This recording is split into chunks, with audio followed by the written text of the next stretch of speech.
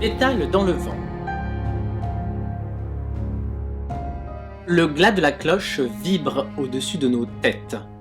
Tout le monde a la sienne baissée vers le sol, chacun regardant ses pieds ou fermant les yeux. Sauf moi, qui parcours du regard l'assemblée. Un enterrement n'est jamais quelque chose de joyeux.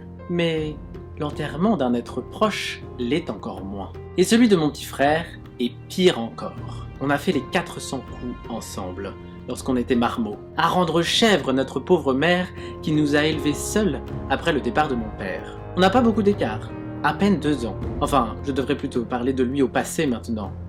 On n'avait pas beaucoup d'écart. Et maintenant, son âge allait rester figé à jamais, tandis que le mien allait poursuivre sa route, s'éloignant ainsi sans cesse du sien. Rien que d'y penser, ma gorge se noue et mes yeux se troublent. J'arrive néanmoins à contenir mes larmes et baisse la tête pour me concentrer. J'écoute la suite de la cérémonie d'une oreille. Je pense à mon frère et l'engueule dans ma tête. Tout ça c'est de sa faute. Quelle idée avait-il eu de s'enrôler dans l'armée? Je me souviens encore de son air de fanfaron quand il nous l'a annoncé à ma mère et moi, droit comme un i sur le seuil de la cuisine.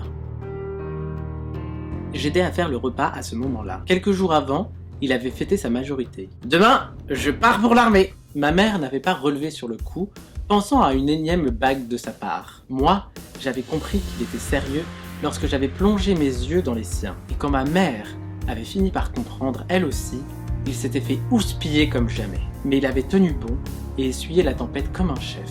Il s'était engueulé, puis s'était excusé, puis s'était cajolé mutuellement. Mon frère avait finalement promis de revenir sain et sauf. Le lendemain, il était parti à la première heure.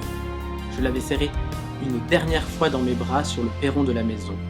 Le jour se levait à peine. J'étais inquiet pour lui, mais j'avais fait semblant que non, par solidarité. 6 mois plus tard, il nous revenait bel et bien, mais allongé dans un cercueil, avec, pour ma mère et moi, 1 millier de questions et un chagrin abyssal.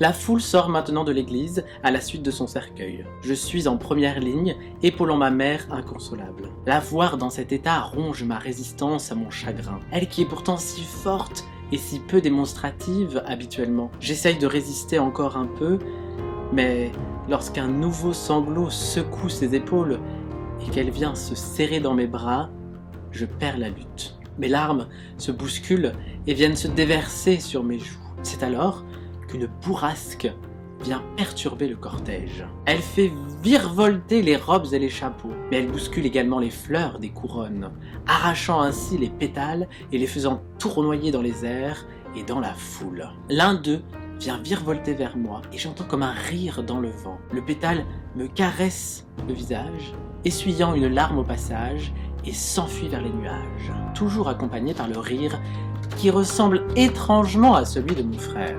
Je suis ce pétale du regard et ma bouche se tord dans un sourire. Il n'y a que mon petit frère pour venir perturber une assemblée juste pour s'amuser, même s'il s'agit de son propre enterrement. Fin, et à la semaine prochaine.